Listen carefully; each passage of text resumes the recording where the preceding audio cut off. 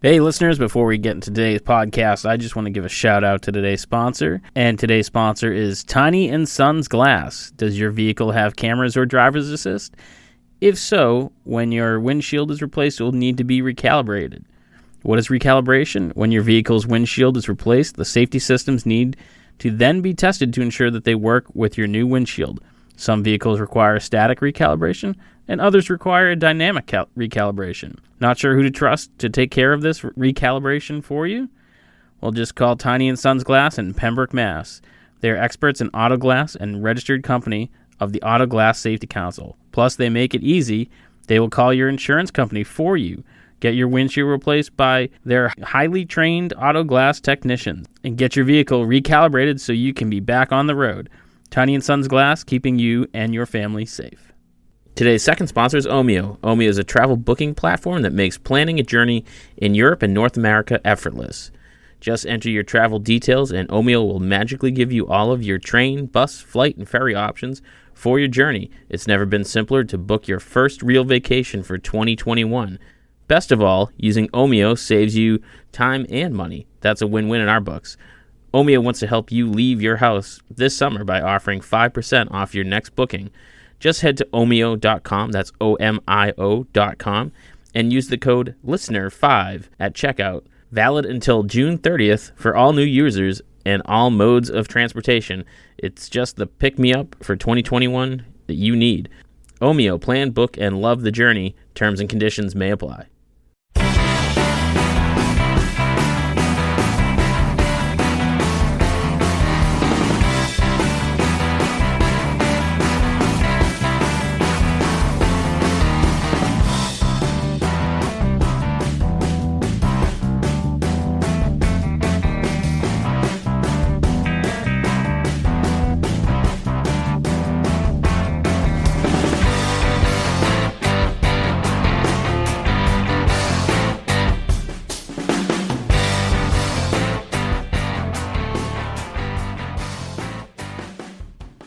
Look, I can see my voice. All right, I'm going to fucking delete that. Keep that intro right there. Welcome to Bar Talk. Welcome to the Bar Talk Gassiest podcast in America. Did you want to do the intro? That's it, right? That's what the intro is? Pretty much, yeah. It's like a Neil deGrasse Tyson. Welcome to Bar Talk Podcast. That's why this exists. Because Karl told me he wanted to be on Star Talk. Where drunk people act like they know what they're talking about. And we have nothing to say, we actually talk more. And here is Karl Heine. These aren't facts, just words. So we have Karl Heine of the New World Tavern. Hello, everybody. Dan Mahoney of Stats of Southie. What's going on? Jordan Chabot, I got your name right this time, of Speedwell Tavern. It's Shabbat with a soft sh. Shay, Not Chabot. Chabot. Yeah, but Hey, what's up? I'm from Massachusetts. My God-given right to mispronounce things. It's Chabot. Chabot. In Spanish, it's a gato with a sombrero. I don't even know what the fuck that was. And I'm Andy of Inebriarch, and obviously this is the second recording of the day. So we were talking during our break, not your break, but it's been a year and a half where we've talked COVID, and more COVID. And so, what's the... We finally hit the light at the end of the Here tunnel. in Massachusetts, Yeah. it's And been that's, 2 weeks. That's something really important to remember, because I've been doing a lot of interviews with people in Canada lately.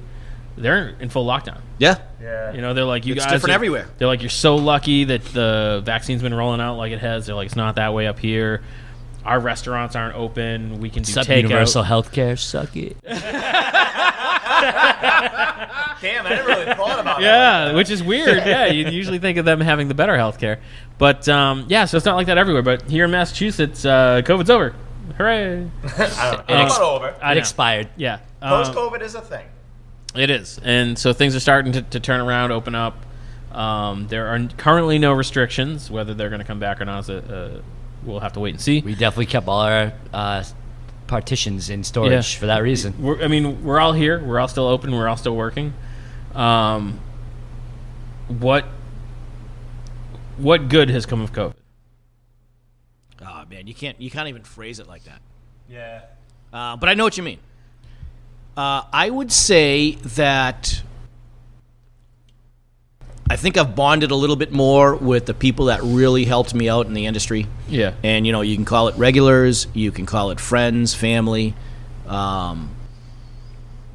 People come and go, but the people through COVID that still supported you, I think I have a better respect for them and a better relationship for them. So I would say relationships, I think. Yeah, you're really bonded. Yeah, all in the shit. Yep. Not And just one person's in the shit. Right. Everyone's in the same shit. And I'm not talking about the people that have been there through COVID. I'm talking about the people that have come back and said, I'm so excited to be back here. This is the first time I've been out in a year and a half. Yeah. And I wanted to do it at your spot. And Yeah. it's the regular that you used to have, but that was just a little, COVID centric, let's say. Yeah. And it's those people you appreciate too. But it's the people that come back to your place to say, I'm glad that it's over. Do you think it's kind of readjusted your perspective or your priorities on, like, I don't want to say who's important, but just kind of giving you, like, new insight on... No, I'll tell you what it has made me, and I think a lot of people will agree. No, you were a dick before.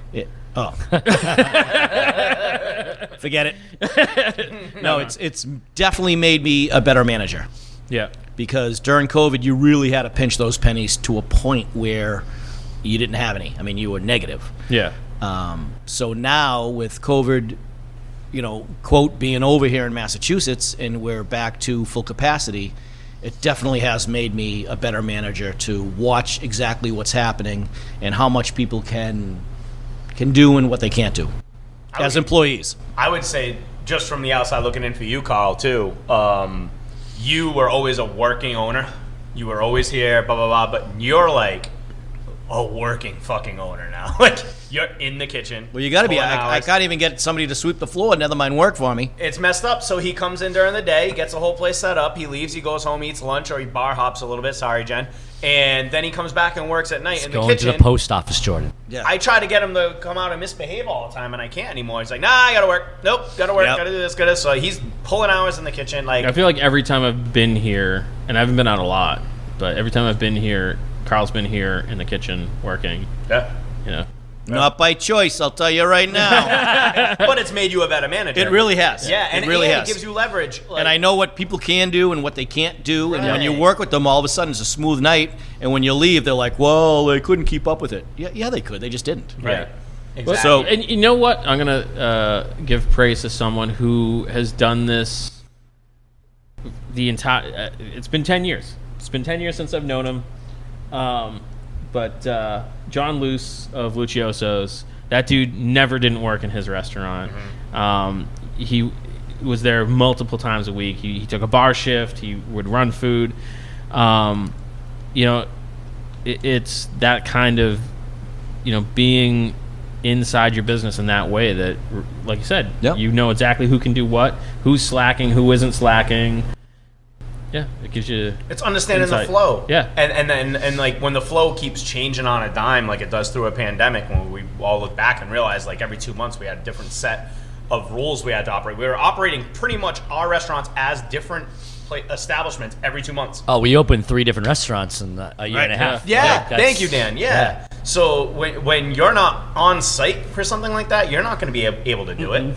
You have to be there to understand how to adjust to those new curveballs. And we always kind of, I don't want to say badmouth our employees, but, we joke about them. But, I mean, some of the employees I have stuck with me through COVID, and they would come down here, and I couldn't even pay them. I only could pay them what I could pay them, and they still showed up every day. So it's, I think, the relationships that you really know who's on your side Are and who's you not. saying you're friends with some of your employees now? Don't be dropping the F-bomb. Will Darlene be able to take the paper bag off soon? Friendly. All right. The Carl's heart grew 3 times. So, But I think that's the biggest positive that I can see as a restaurant owner is that it really, really made me. It didn't help me. It made me, really watch what I was doing. So hopefully, as things pick up in the next few months and, I know everybody says, oh, it's back to normal, but it's going to take a while till everybody's sure, really comfortable yeah. to come out. And once they do, I'm hoping to have a, successful business. It's it's been encouraging over the last couple of weeks seeing the amount of business that's come back and like Karl said, like getting those people that are just appreciating that you made it through it. You know what I mean? And that's awesome. And generally, like, you know, I'm just happy I made it through. Like, and I get my staff is appreciative that we made it through, and they were a huge part of the reason why. But hearing the clientele say that, like, that's all they were looking forward to through this whole thing was be able to sit at the bar again, to use their mug. I had lunch at your bar, Jordan, the other day, like sitting at the bar, and Michelle was there, and I'm like, this is so nice just to Was it sit. weird for like 10 minutes? Did super, you feel guilty? Super like, weird. Yeah. Like, so it was kind of naughty. You go reach. Yeah, exactly. You go reach for your mask, but you don't need to. Every time my I God, walk out that of the kitchen, happens, now I'm like, yeah. oh, where's my mask? I'm like, Yep. Yeah. I do that all the time now. Yeah, it's so weird, and I don't think we really lost any businesses downtown at this point. No. And Maybe I maybe remember I mean, I'd have to really think about it, but nothing Yeah. sticks out. we talked about it early on when this first started. I remember we did a podcast when we weren't really afraid to dive into the COVID thing, and then we're like, all right, we got to stop being so negative. But we had been like, there's going to be 4 or 5 businesses that are definitely closed at the end of this. We said that definitively. But I still think the proof is going to be like next year this time. Yeah. You know, because everyone's already Yes. like behind an 8 ball now, trying to work out of it, and some of them are going to Right. but to struggle to get back, and some may not make it. But at this point, you know, We're not out of it. No. Post-COVID's a thing. Nope. It's not just people's apprehension from going outside and or going out to eat and being sick. And there's also the mental thing that's coming in. A lot of people are recovering from a lot of those things, you know, social, you know, hurdles and things like that a pandemic can bring along. People got screwed up. My eggs got scrambled a little bit over the last year. I'm definitely not the same person coming out of this. But there's also, like, the economy's weird. You know, like, prices of goods are bad. Really high right now. I'm paying twice as much for chicken than I was before this. You know, we're dealing with all the sort of aftershocks of what a pandemic can do to a country, you know, and so there's another battle ahead of us. and there's weird shortages, and I think we're going to see those for a while. Like lumber and used cars. Oh Yeah, I went to buy a car, and they're like, "This is what you got, or nothing else." Mm-hmm. You can get something that has like 200,000 miles on it that will last you a year, Yep. or you can pay for something that's basically new. Right. There's nothing in between. because no one was trading in their cars Yeah. over the last year and a Yeah, half. it's crazy. It's really weird little things like that. It's When you not said just lumber, like yeah. flip the light switch. You know, there's staffing. There's a lot of thing with the restaurant industry specifically, and I don't want to go too heavy into the staffing thing because that would make this a 3-hour podcast. We're all dealing with it. I think everyone in every sort of trade is dealing with it, but a lot of people, when the restaurants got shut down early, found other professions, and they're not coming back. Yep. You know what I mean? It is what it is. And then a lot of businesses are just doing things differently now with Zoom and remote and all that.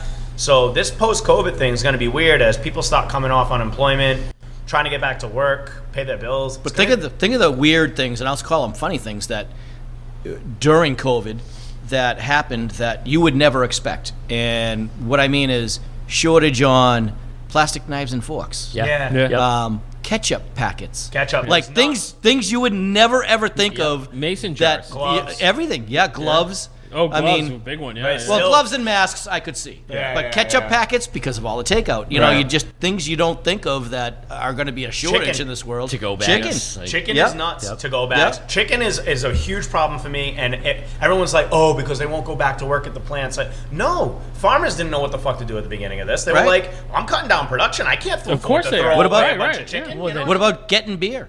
I mean, Yeah. all the distributors aren't carrying all the beers from all the breweries because they're afraid they're going to get stuck with it. So Yep. And breweries aren't inventory, kegging it. no inventory is so small that we couldn't get the beer. So once we opened up, I couldn't get any beer. Right. Yeah. And people don't think of that. People just think that once they say okay, you're all set to go, that everything's normal. Right. No, it takes a few months. Yeah. Every state's doing things differently. So Right. just because Massachusetts is fully open, every factory's staffed back up and inventory should come back up and blah, blah. No, that's not how it Nope. works. Where are you getting that from? What country are you getting that Right. from? The lumber thing started with the California wildfires, and then all these lumber yards were like, oh, I'm not going to we're not going to produce more lumber because it's a pandemic. What the hell? People aren't going to be building anything. They didn't realize, shit, people are going to be at home. They're going to want to build a deck, build their own bar, build this, build that. And that happened. Perfect storm. So we're not going to recover for that for a while. As long as I can get my drink umbrellas, we're all right. Yeah. I don't think that's a big, need in the lumber It's industry. lumber, yes. Dude, it's crazy. We're doing a demo down in New Bedford now, building out a restaurant. And Whoa, what's the name of it? Don't know that yet. But we have a dumpster full of like the nastiest, oldest wood from this building that's been a restaurant for 100 years. Who knows? But some guy pulls up in his little minivan and starts digging in the dumpster, and like his wife's sitting in the car sweating her balls off, and he's digging out like scrap wood from the dumpster and putting it on the top of his minivan and strapping it to the top of his minivan. He's like, "You mind if I do this?" I'm like, it's going to cost less for me. They weigh the dumpster. Take what you want, but he's like, I'd rather shop here than shop at Lowe's because I'm paying 10 times as much for lumber. It's nuts. That's crazy. But has there been any changes during COVID, business-wise, that you're going to keep going forward? Dan, that you're going to keep going forward? Crazy shit with that outdoor seating and. Yeah, I mean, we're keeping outdoor it. seating? Yeah, okay, I see what you mean. But or like, So what happened during COVID that you would keep? Right. So yeah, I feel like that's what I asked. Yeah, I wasn't sure what you said. You're mumbling. I think he's zoning out. I know. He's like, I think he should be facing the window. No, You saw a squirrel. I mean, the thing that I do you have outdoor seating because of COVID? Yeah, we have 40 picnic tables outside. And then we just redid it again now because we don't have everything 6 feet apart. 40 picnic. So now we have, I think, 50 tables. Holy shit. Yeah. Are you going to be able now? I think Then you wonder why lumber's up. Yeah, no shit. Right? I mean, that's a true good too. point. Yeah. That's a really good point. I'm surprised anybody can get patio heaters. Yeah, well, those No, that was a this year shortage. easy. That was a shortage last year. year. Now everybody already has them. And then they're trying to push them on. You got salesmen coming by saying, "Hey, we know. got patio heaters." Yeah, it's 100 degrees out. And they're not really. And There's always going to be that one person. they're not really patio heaters. They're decorations. Yes. Yeah, they don't really do They don't it. really don't do do a anything. lot. You get a little breeze and You stack enough of them together. Some of them might catch on fire. yeah. Patio bonfires. Yeah, but I would say outdoor seating is one things that came about that we didn't have. And hopefully they let But then people you get stick the. with it, so. Let's keep it positive. So, I do like the outdoor seating. I would take that if the I love town it. gives it to me every year. I'll take. I think it's I'll great. take whatever they give me. Yeah. What else? Outdoor seating for sure. I mean, I've said it before the podcast, but I feel like a lot of places are going to have less menus be more optional. I mean, the QR code menu thing. I hate that. My phone doesn't work on it. Yeah, I don't like it either. Really? I don't know. Just give me a paper menu. I don't care if it's. I'm a paper menu guy too. Yeah, I mean, I I don't mind. I'm okay with the paper menu. Because I just keep doing that. You know, I like to flip the menu. Yeah, It takes me a while to make a decision. I don't want to scroll on my phone. I got people texting me and all that shit. Like, give there's me too much going on my phone. I get, like, the environmental part, and I get it's helpful for the restaurants because not paying to print menus. Like, I get that too. But I don't know, like, if I go to a restaurant and they don't offer me a paper menu, I'm not going to ask for one. I'll just use the QR code. I ask it.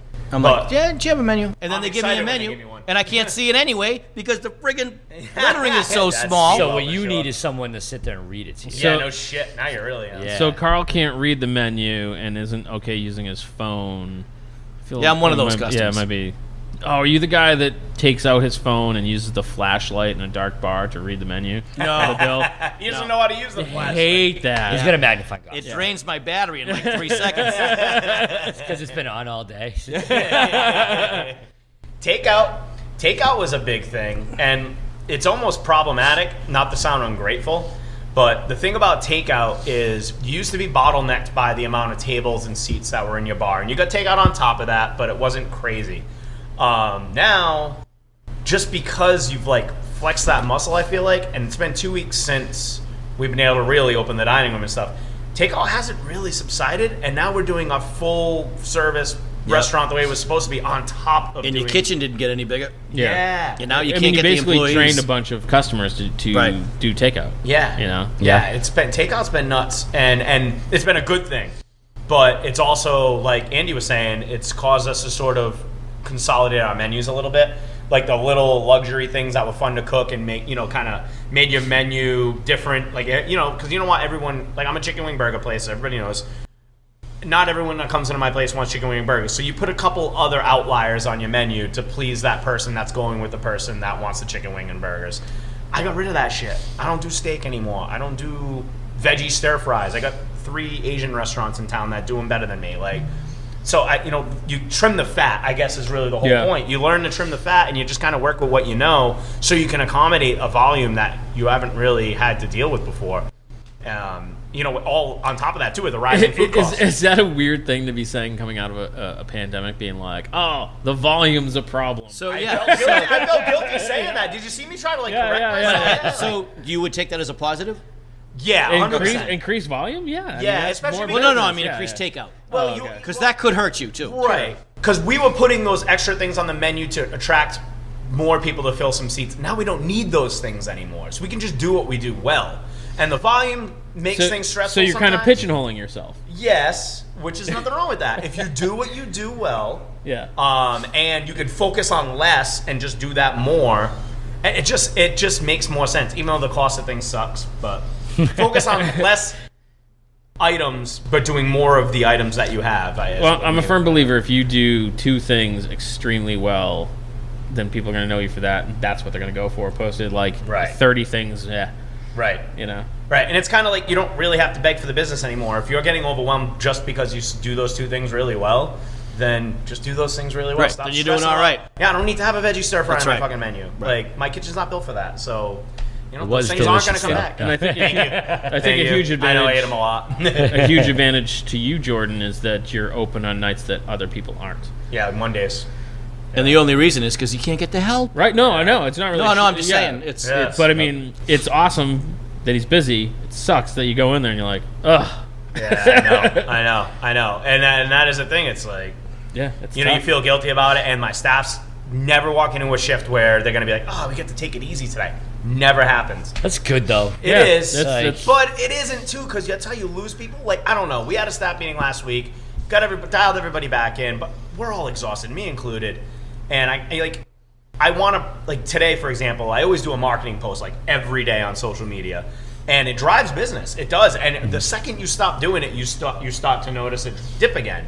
And today I got up and I was sore. I worked the kitchen yesterday. We got our asses kicked all weekend. All good things.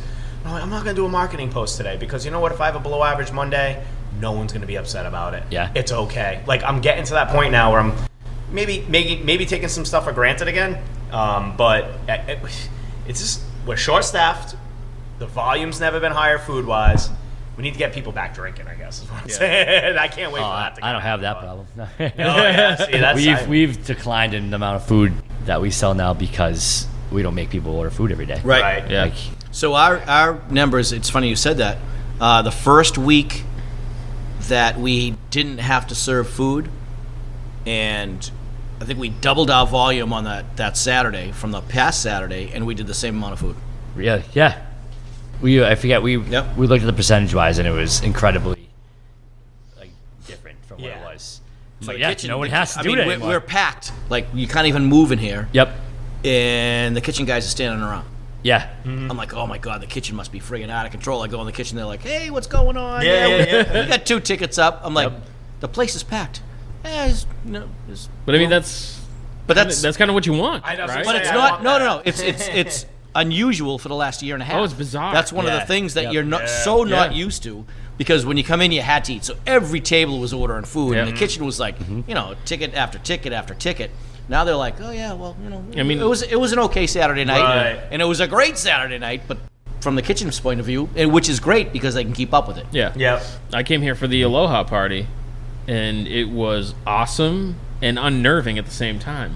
Because you're just like, oh my god, there's so many fucking people in here, and nobody's wearing masks. And that's right. So trained for a year and a half, where you're like, this is too many people. This is too many people. Get away from me. But it's at the same point.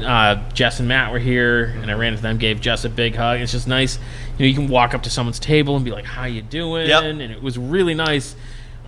But you still had that pandemic mentality in the back of your head that you have to kind of tap down. I had one woman dance in between the tables, and I'm like, oh shit, I can't even yell at her. It's incredible. It's awesome though. I don't have to babysit. I don't give a shit if you stand wherever you want. Go ahead. I don't care if you wear a mask. Makes my life easier. What percentage of your customers are still wearing masks? 0. Really? Yep. Yeah, I would say if it's 1%, it's a lot. Yeah, probably about 1%. Wow. I saw one. Like I girl wouldn't say walk in 0, yesterday. but I'd say the Yeah. beer cellar is probably still at about 25%. I think those are different, like, because you goes to the supermarket. well, that's still 'cause more you people work wear it. there. Yeah. Well, it's true. It's probably smart. You guys I wear should a wear mask. masks now. You wear a mask? when I go to Oh, craft yeah. beer I did that before when he's working, anything happened. Yeah. my Silence of the Lambs mask. Yep. I wear Jason. Bringing that one back. Don't ever do that again. Too bad Katie wasn't still. You could have did the nice Chianti line. It's Chianti. Took me out of it. So, But there's going to be some other good things, I think.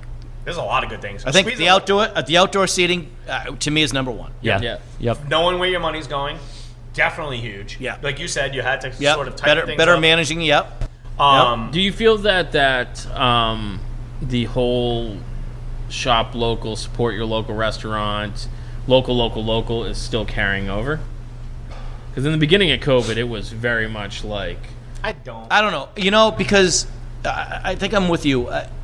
I think a lot of people think local restaurants are the restaurants in your town. Yeah. So if you go to a chain that has 7,000 places, they think they're supporting their local restaurants because they're going to The one near them. the one near them, Right. which is okay I don't because know that I agree with that. But because I think that the people that are doing that are supporting the employees that work in that restaurant. Sure. it's a great point. Yeah. So it's still a local restaurant because it's local the people employees. there, yeah. They're employing the people that are local to your place.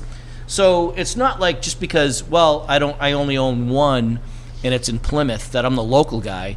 Well, I'm the local guy because I'm hiring locals. Well, That's fair. Yeah. these guys are still hiring locals. They're just a corporate restaurant. Right. Right. So, yeah, I mean, do you want to really help the local guys?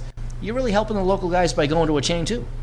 We've talked about this before. I think early on, when we're talking about the non-chain local and people differentiating from what that means and such, but I think early on the real drive was that for the mom and pop shops, 100%. Like people Yes. have to support the places that are supporting your little league teams. And Understood. But I think as this goes on, we've talked about this 100 times. I think it's all about your product. So people want to support local, but they don't want to do it in spite of themselves. They still Correct. want something good at the end of the day. Correct. Their money is that they're spending is coming. They're coming to it just as hard as we are begging for. You know what I mean? It's. I mean, there's some places that, like a dessert place. I'm not a chocolate guy. Yep. I don't hate it, but it's not my thing. I wouldn't go to a chocolate dessert restaurant just because they're local. Right. It's not that I don't want to support them, but it's the product that they have that just isn't me. Right. Same.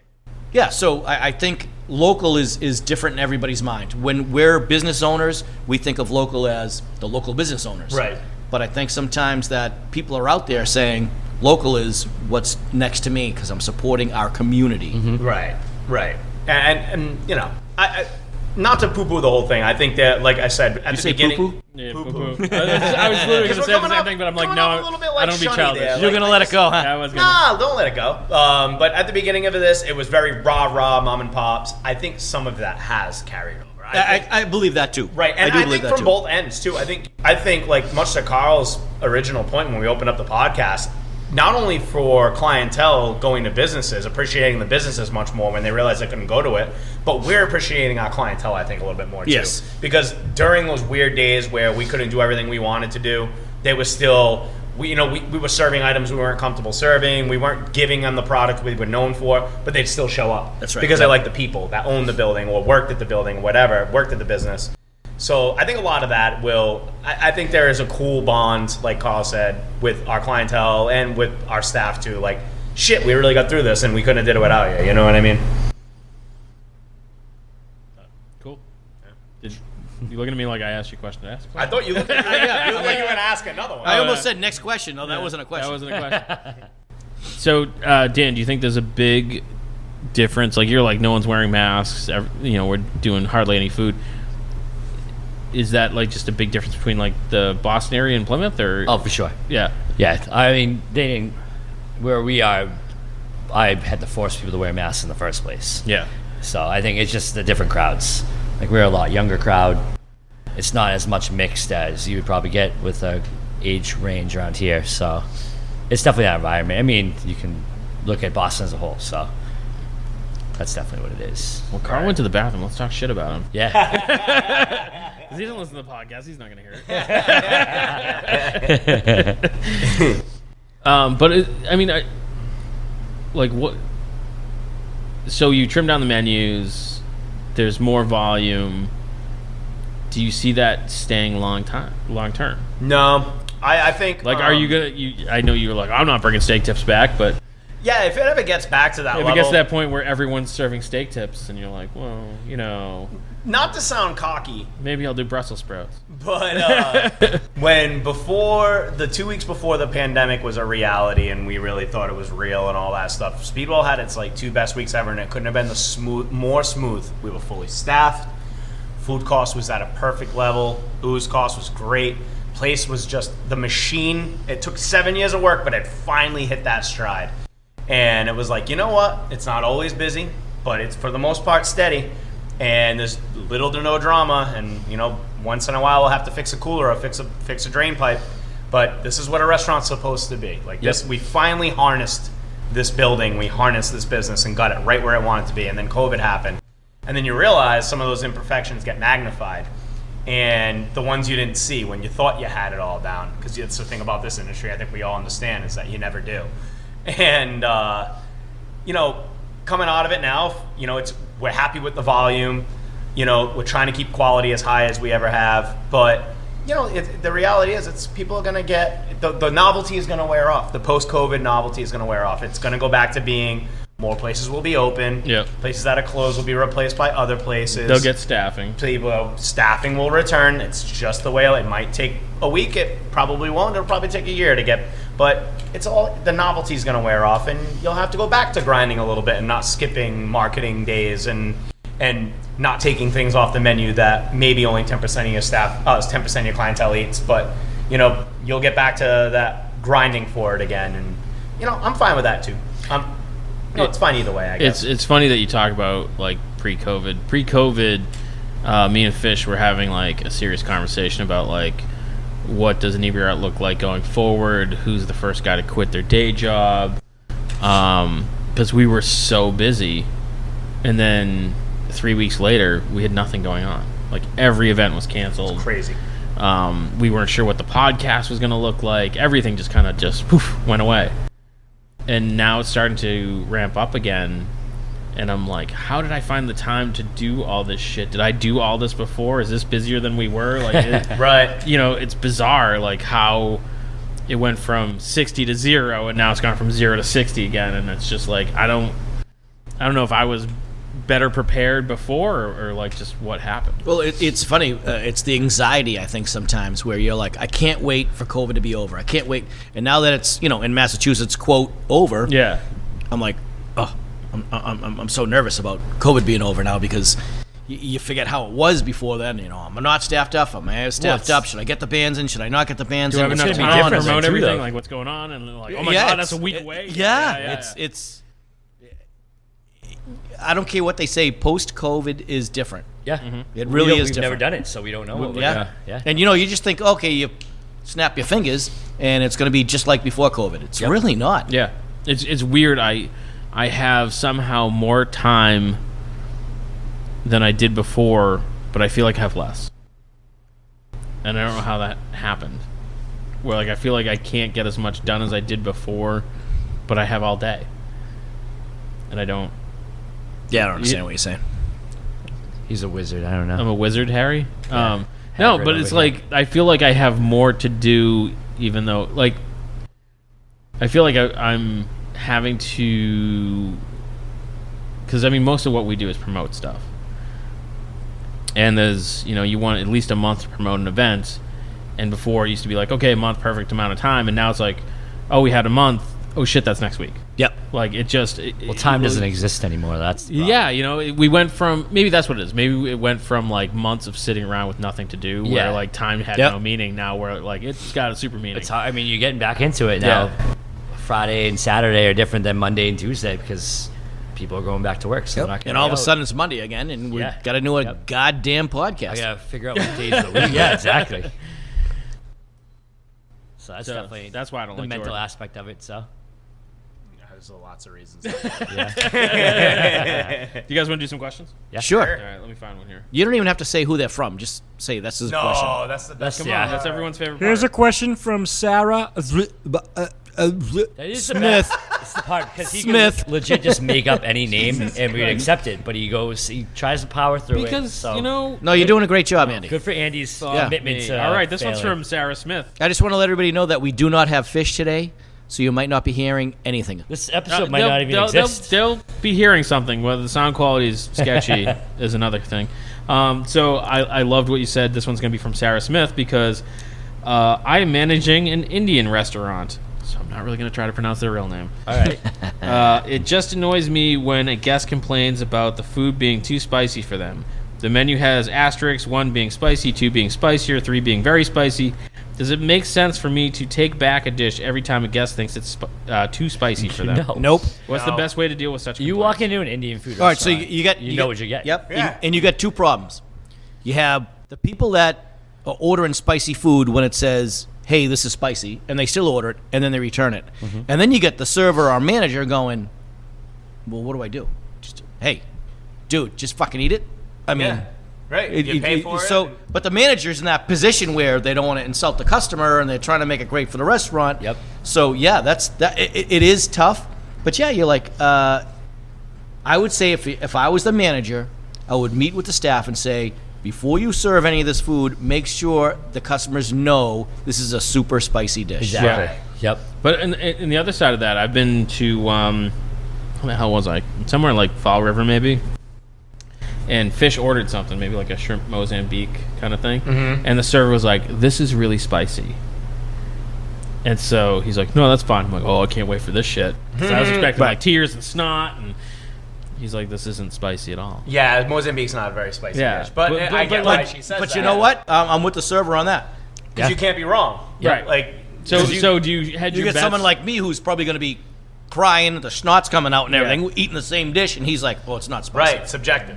So would you rather your servers err on the side of Yes. saying it's spicy? Absolutely. Err on the side of caution, Andy. Yep. Yeah. It's like if your kitchen is slow and customers come in, I'll say, listen, we're getting behind in the kitchen. Anybody that comes in, tell them food might be a little slow. We're busy in the kitchen right now. Yep. And if the food comes in on time, comes out on time, You're Yep. your they're, hero. they're thrilled. Yeah. And if it doesn't, they're like, oh, that's all right. Yep. I learned that lesson doing But if you don't tell them, they're fucking all over you. Yep. Yeah. Tell them the bad news first. You always overquote times on takeout orders or anything like that. Like, Yep. You what? always overquote times on Nope. takeout Oh, orders. yeah. Yep. So it could be ready in 15 minutes. You tell them 20 minutes. Yeah. That way, if something happens, it's still ready.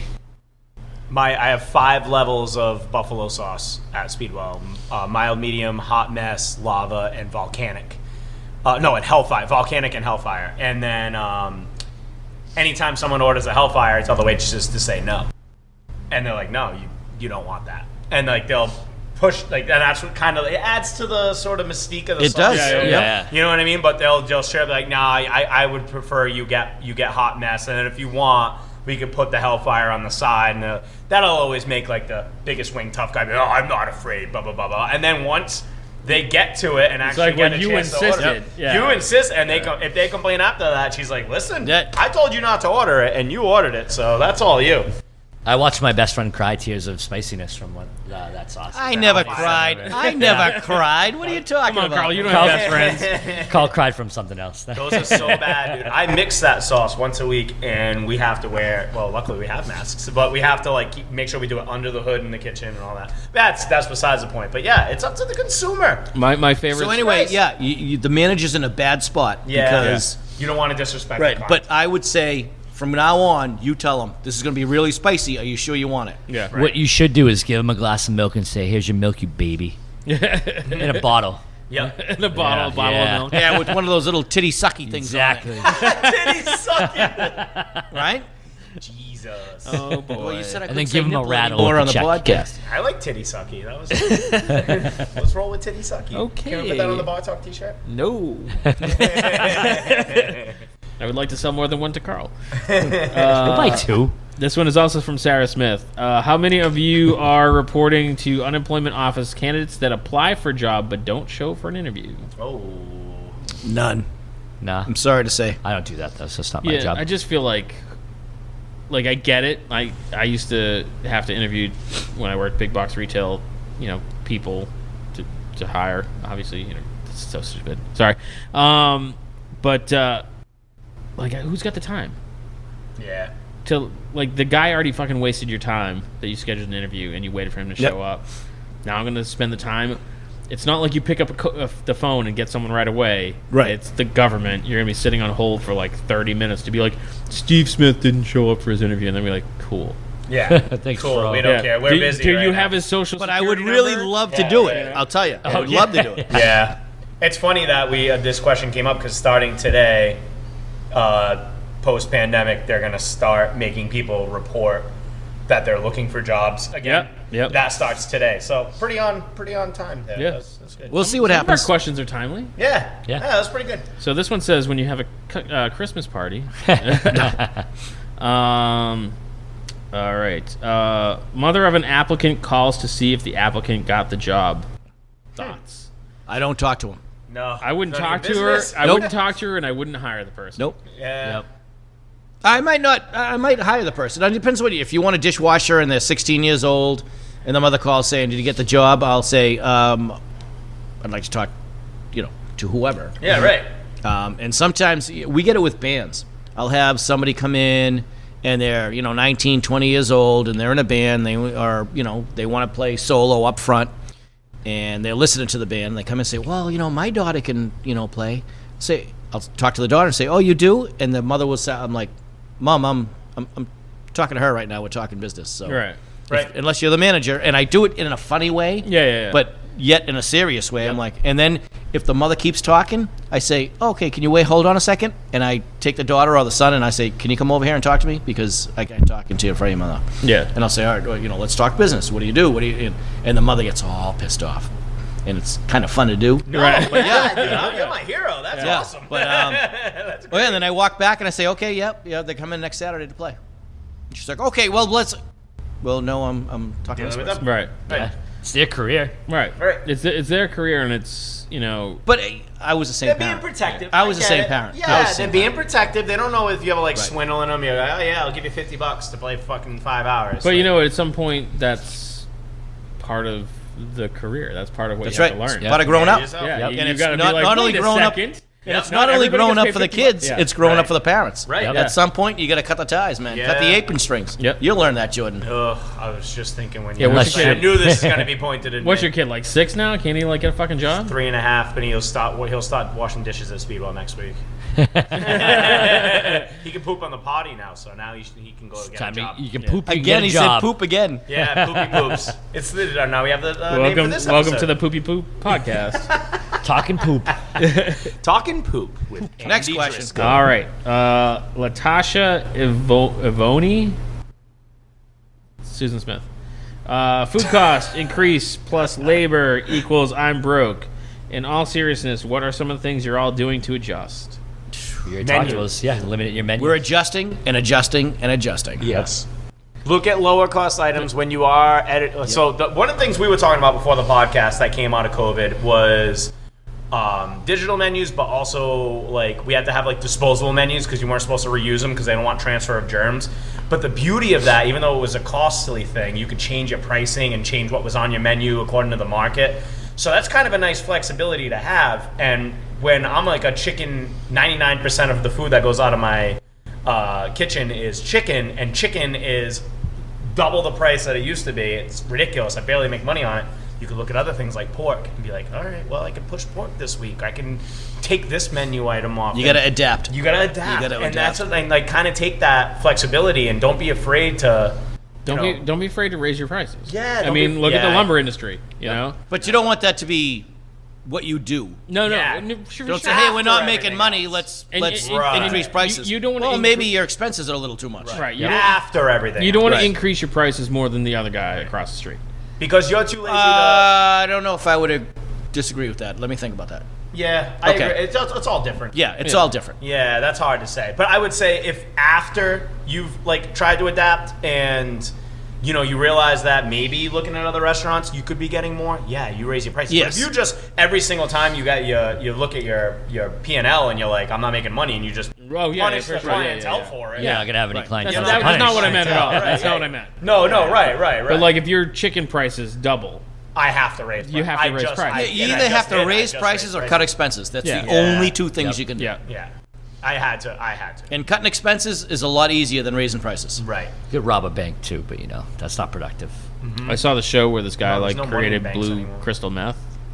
He seemed to be doing okay. Is that the science teacher, right? Yeah. Yeah. You saw that one. Yeah. Oh yeah.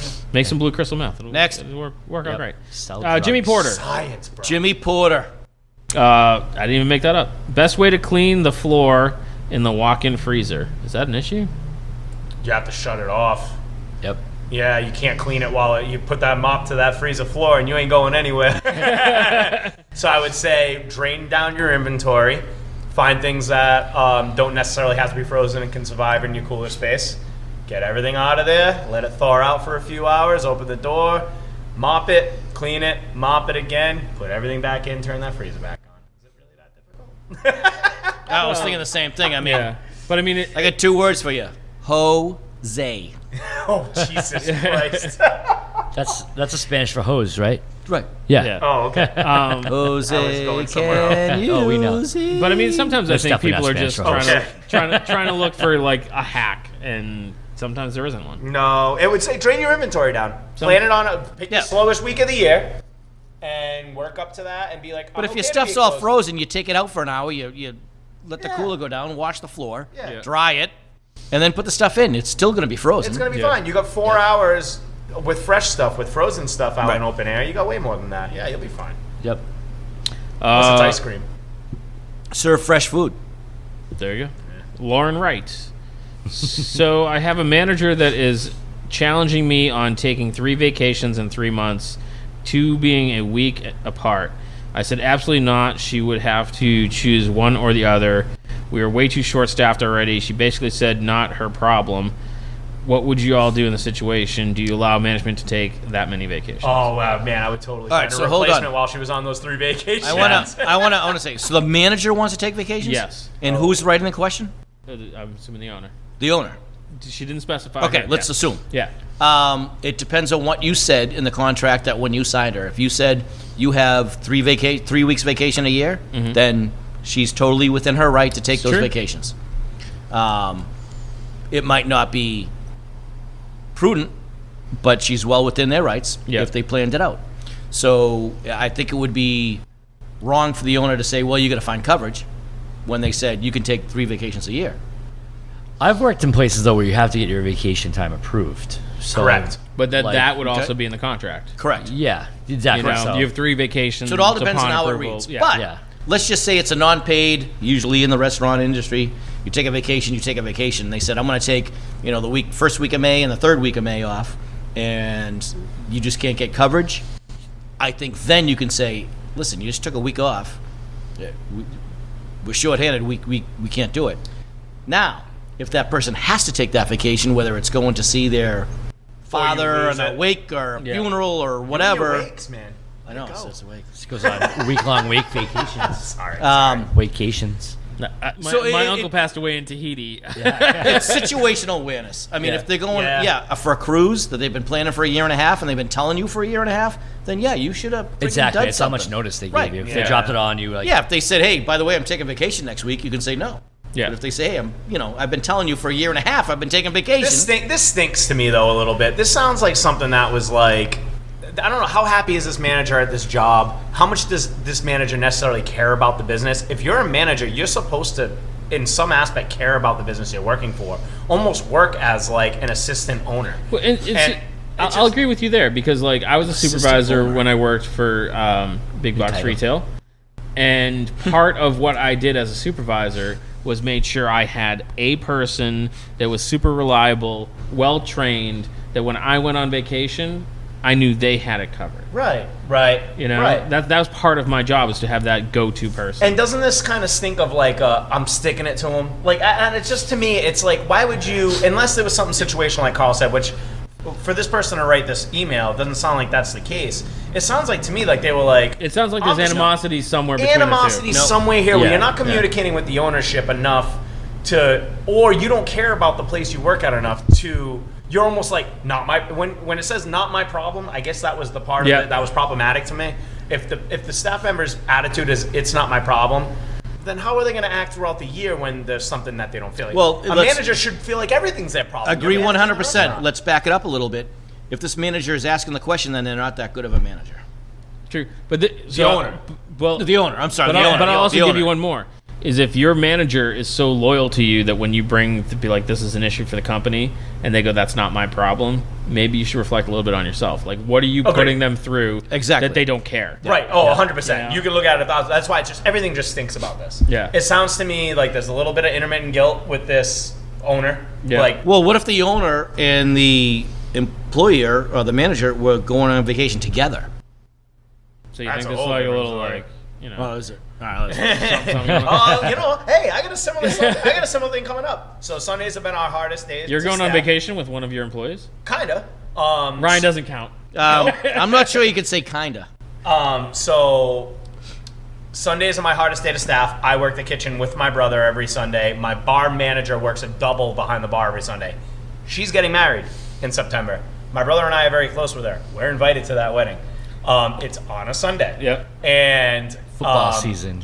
It's football season, and we're I'm like, Maggie, what the fuck? And I'm like, what am I supposed to say? It's my bar manager, and it's her wedding day. Like, Right. I can't What do you post do? her ball. What do you do? And she invited me to. Of course, I'm You gonna tell go to the Ryan wedding. he can't have the day off. Yeah, I know, right? For real. You know what? though, Dan and I will cover it. yeah. We should. We will. Yeah. But well, I almost cook, looked at you I have looked to. at Maggie yesterday, and Well, I I'm could like, cook. Maggie, Okay, I friend got of the the bar. show. They might not look come up back, the, but I day can cook. drinking videos. Rum But, episode. You gonna run by? What's that? We'll do it. Yeah. Yeah, the rum episode. We got you- Maggie, we got you'll you know. covered. Right here. Dan and I will do it. No, absolutely not. What? I'd rather close. But that's the thing. I looked at Maggie yesterday. I'm like, we're not gonna be able to get anybody to cover that. I know we got 2 months, 3 months to plan for it, but it's one of those things. But yeah, when it comes down to that, if you just brought up going on Celebrity vacation with, chef, celebrity bartender. I'd Exactly. rather close. That's irreparable damage to my business. I'll get Pete Burgess over with me. If I was there, I And would he lets his totally allow employees it. drink. Yeah, Pete's worked. Shutting down at You know 5, what? Carl. Shit, I want to work now. Pete Burgess and Colin Dillon are there. You guys can totally do it, but they've used to work there. But Yeah, but now they don't. You don't trust us? So Not to I'm a work little there. hurt. You've been in I'm your a little building enough hurt. to know how it works. I taught you how to use your POS. no way. Yeah, you did. You batter the chicken, you dump the chicken, you put the chicken over here, you batter the chicken. That's really all you got to do. Yeah.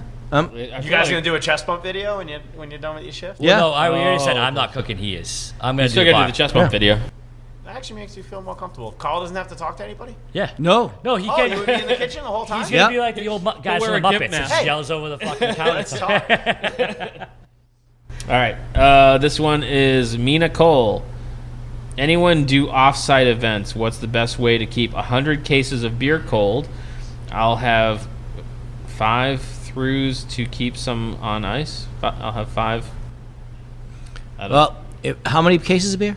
100 cases. If you're doing an event with 100 cases of beer, more power to you, baby. Yeah, good for you. Jesus. I feel like if you think you're gonna sell, That'd be a great event. yeah. I feel like if you think you're gonna sell 100 cases of beer, you could probably spring for some sort of Yeah. rental of a cooler Giant fucking cooler. trailer Yep. or something. That's a lot of fucking beer. And You ain't can gonna pay for sell the a- ice. You ain't gonna be able to sell 100 cases of warm beer. No, you're not. Take a barrel, cut it in half, and There you go. fill it up, baby. Yeah, Go bobbing for beers. Bobbing for beers. Yeah. I like But that. I mean, there's got to be like a cooler Kiddie pool. trailer that you can rent. Fill with Yeah, kiddie pool. A kiddie pool. Yep. Yeah, more power to you. That's. I feel like I'm not talking into the mic, and Fish is gonna be pissed at me. Sorry, Fish. All right. Okay, you're just mumbling anyway. That's usually his job. John Sanchez. Easy Middle one. name Dirty. I recently had a line. Rude. Was that Karl or Andy? They're melding into one person. I recently had a line cook apply, and during the interview process, he asked for $24 an hour. Am I missing something? No, that's about the going rate. Take him. Take him. How long is he willing to work more than 2 days a week? Will he move to Plymouth? Yeah. Well, I suppose that's where do you work? What's the going rate? Yeah. It depends on the kitchen. Yeah. Yep. Listen, we went down to I think we were in Texas. You think you were in And- Texas? Yeah. I can't confirm. Might you have were been in Texas. Was it really hot? Yeah, but we went to California too. So, all right. Okay. but the minimum wage was $7. Yeah. Crazy. I mean, you really. You hire somebody for $10 down there, and it's 50% above minimum wage. Yeah, but how much is it to buy a house down there? Yeah. It's just like It doesn't matter. So my point is, You have. To Where figure are out you the for the going- 24 yeah, bucks? figure out the Right, going- right. are you in New York City? Right. Like We're if- in Plymouth where New the average York rent for a City. 1-bedroom apartment is Oh my $1,500 a month. Yeah. Right. You know what I mean? You might have to pay. Or are you in a $20 to state get a guy that- to move over here? Right. and Are work you the in a kitchen? state that really has a lower? Yeah. So Or $24 would you be in like the Virgin Islands where everything has. He to said be virgin. Everything has to be like imported, and just the cost of living is more expensive. Right. Right. Just check. Don't email us. Check with your friends, local Yeah. people. Did you say don't email us? He was the only guy that emailed us. He wasn't the only. I've been reading questions all day, Carl. I don't know. I mean, around Make here, up the names, not the questions. if anybody here told me they hired somebody at $24 an hour today, I'd be like, good for you. Where'd you find them? I mean, and don't tell my kitchen staff that. Oh, they all listen. Crap. No, they don't. I just gave them all raises. 3 of them do. So if you No, guys they work don't. at the Speedwell Cheese Tavern, listens. Hi, Cheese. I know Seahorse does, but he pretends he doesn't. Because that's classic Seahorse. And I think Ling Ling listens. Seahorse Rye is like the listens. most. His name is Joe. Ling Ling. He goes by Ling Ling. He Yeah. likes Ling Ling. He prefers Ling Ling. Seahorse is like the most stoic person I've ever met in my life. No, he's not. He He just appears that. Anyway, next question. All right, next He question. just smokes a lot of cigarettes. All right. Every time I do see him, he is outside smoking a cigarette. There you go. This is he Tammy doesn't judge you. Norval. Owners, what do you look forward to every day? I'm losing the passion.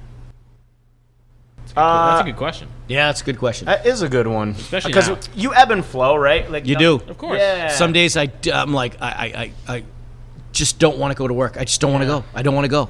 And then other days I'm like, woo, I'm waking up early, man. I'm gonna get a lot of shit done. I'm gonna get this done.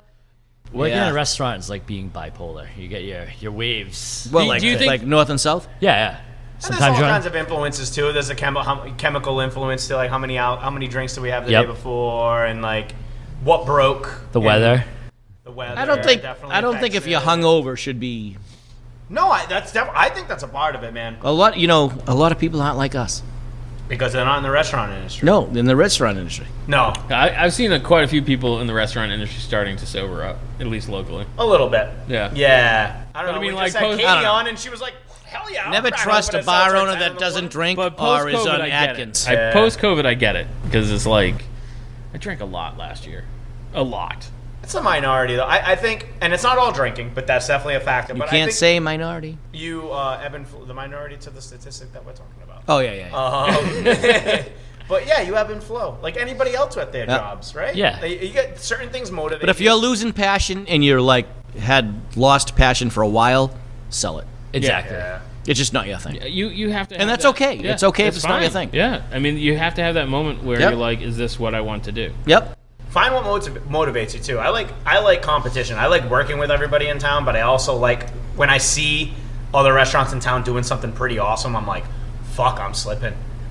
Like this restaurant's doing something wicked cool. I wish I thought of that, and it gets my juices flowing. I don't want to fall behind, you know. But we're in Plymouth is a lot different. If you had a True. standalone restaurant, True. you don't get that. Very good point. Something to do Very is good just point. take time away from your building. Like, go out, and, even if it's just a day, go out and maybe go to another Yeah. restauant or something like that. Yep. Right, See, we had that Mike could be Morway on. reinvigorated. Yeah. Spend time with that's your what he wife. You'd love your restaurant the next day. I went away for a weekend. It felt like a month. Yeah. Like, it was just so recharging, and I came back and Where'd you go? New Hampshire. That's right. I saw your pictures. And Yeah, it stuff. was You had great. fun, man. That's Yeah, right. it was a good time. Good Yeah. for you. I didn't see any I need to pictures. do that. It's on the interweb. Yeah, I'm not looking. It's www. I don't care. .com. /Andy. /Andy. I think that's last call. Last call. Holy shit. So let's start with Karl. I have a wake Heine. I have a wake Heine. Heine is woke.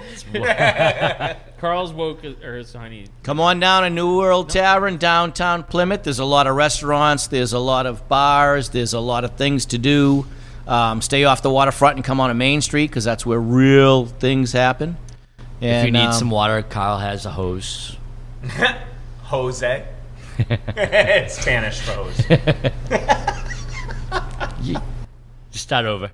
Welcome to the Bar Talk Podcast. So come on down, enjoy yourself. It's a lot of fun. Dan. So I have two now to make up for my lack of one. So first one is to refresh my I'm nervous. art contest in Jordan Shabbat's Fuck, bathroom. I knew it. nice. He made eye contact with me. I was like, kid. I You know, forgot about that. COVID took a lot of things away from us, and unfortunately, writing in Jordan's bathroom walls is one of them. So if the best picture by 4th of July wins the Speedwell T-shirt. Just carve it in the bathroom wall. Fucking hate you. What's your second one? My Hurry second up. one is I have a new goal that I think we should do a podcast where I just get to be one of the historical T-trolley drivers where I just shout out wrong information to We've people. been saying that was your dream I know. job. It's Yeah. my dream job. So someone out there make my dream come true. Hannah from the old Colony Colony Cast. cast. We could even do one where she corrects all the wrong things I say. No. And it's She just she doubles down on it even better. because she knows so much about Plymouth history Yeah. that she could like make it even more factual, like back you up. Exactly. And really She fuck would some totally people do up. that. See, so Yeah. make that happen. We're gonna start the inebriate tours. Exactly. It's got like an old like Someone. 1970s station wagon I have one. where you can like sit in What the if way we- back. We're got gonna it get when I like was one of those 16. tractor rides that they Still have have in it? Nashville. Rock Yeah, it yeah. right away. Everyone can drink while I just tell them nonsense. There was a podcast about Plymouth's first, the first murderer in the United States the other day, and it was John Billington of Plymouth. It was one of the main Really? So I thought That's about how we you got the guys, Billington Sea. He killed people for in a there. little colony cast. Yeah, Billington Sea is named after his son who got lost. And he thought it was the sea. Because yeah, yeah, John yeah, murdered yeah. him. Yeah, No, it's fucking cool. But no yeah, shit. John, his dad was the first murderer ever. First murderer? in the New World. Yep. Wow. Yeah, not the New World Tavern. The first murderer in the New World Tavern is definitely Carl. Yeah. But yeah, check Don't it out. order the steak tips. It was a wicked cool story. It was him and Wow, that's him and interesting. William Bradford were not boys, man. They hated No each shit. other. Yeah, it was cool. That's interesting. Yep. Wow. Okay. Thanks That for was not my thanks last for call, listening I'm sorry. to another podcast. The old Colony cast. I was plugging the old Colony cast. That wasn't ours. We haven't done that one yet. I was saying you should. You could have done a better job. Oh wait, Dan, are you done? That's it. Jordan, over to you. You can plug another podcast if you'd like. I'm I not. would. I'm not hurt. I'm not. The old Colony podcast. Doing a great job. No, I'm not gonna plug you guys though. Who should I plug? What should I? Oh, for plug? Christ's sakes, let's go. People are waiting for this He to did end. two, and no one gave him shit. I've been trying to do one here. To be fair, mine were quick. Yeah. Yeah, that's true. That's all right. I'm over here trying to think of one. Yeah, I got nothing. I want to say All right, Andy, you? I'm not done. I don't even want to go anymore. No, go man. Thank I you. want to say thank you for all the loyal restaurant workers that have stuck with their restaurants through this, including mine, and anyone else that's looking for a rewarding job working with people that feed you shots and booze and talk shit about you on a podcast. Please come apply. And apparently he pays $24 an hour. Easy. I'm gonna shout out local musicians and visual artists. They've been hard up for a year and a half now, just like everybody else. What about visual musicians? Visual musicians, if that is a thing. Ooh, I don't know I how you like can make that. visual What about music. visual It hot is now. Music? Yeah. I But don't if know. you see them out, hey, this is my last call. Sorry. Guys, You yelled over mine. Jesus. Yeah, he did. Mine Let me were way Jordan better. did. mute Yeah. them. Yeah. No, but if you see them Trying out to get people playing, to carb. if you see them out playing somewhere and they have a tip jar, throw a buck in. You know, But don't throw it at them. Put it in their jar. put it in the jar. Be nice. Gently. I mean, if they're really into it, you can like stick it in their drawers. But you know, That's a different. That's a Okay. different kind of artist. Andy. And I can't say. yes, that's true. You cannot. Great. Now we got two bleeps on Yep. this. There you go. And And this podcast, it takes a lot to get beeped. yes, it Sis, does. please bleep those out. But you know, if you see someone selling some artwork, if you can, you like know, the bathroom artwork in Jordan's. like the Speedo bathroom artist bathroom. in Son of a Jordan. bitch. Bring a knife. Yep. This is why I interrupt his fucking thing. Yeah. But we did a arts on the green. We're gonna be doing more this year. You know, support these people. They've been struggling a year and a half, and Got that new studio up the street right there. There is. There's progress over there. yeah. There's a new little thing up there. Got our interactive space. Pretty Yeah, cool. we're talking about working with her too. So I'm gonna stop talking so people can stop interrupting my last call. It's fine. I'm not hurt. Whatever. It's the end of the second podcast. It always gets weird. If you guys want to email us, you can email us at bartalkcast@gmail.com with your questions and complaints. We missed some complaints. And make sure you tag your pictures in Jordan's bathroom Yep. of his We should do a, Instagram. can we do a hashtag? Yeah, hashtag thanks Jordan. The hashtag thanks Jordan to the artwork in the bathroom. And July 4th. If you legitimately want to hang up artwork No. in the bathroom, just get in touch with me. I'm gonna put no, a frame don't do around that. it. That doesn't count. If you Paint is expensive, man. just be can't happy it's afford not it. lumber. And if you want to find us on all the social medias, it's at Bar Talk Cast. I'm sorry, at Bar Talk Cast. And we At do Bar have Talk some merch coming, some pint glasses and shot glasses, and hopefully some T-shirts. And we'll catch you guys next time when hopefully the sound quality is better because Fish will be here. Jordan misses you, Fish. Yeah, I miss you, Fish. We want to talk baseball. The Red Sox just sweep the Yankees. Come back. And there's like hashtag thanks Jordan. there's like a balloon. Yeah, connection. Louisiana Balloons just got swept. Goodbye. Thanks for listening to today's podcast. You can find us on all social medias at Inebriart or on Instagram at Inebriart6. You can email us at inebriart@yahoo.com. And make sure you listen to the other podcasts on the Inebriart Podcast Network, including Bar Talk, Old Colony Cast, Retro Redoctopus, America's Hometown Horror Podcast, and our newest one, Theme Park Legends, a podcast about working at theme parks. What else? And we'll catch you again next time.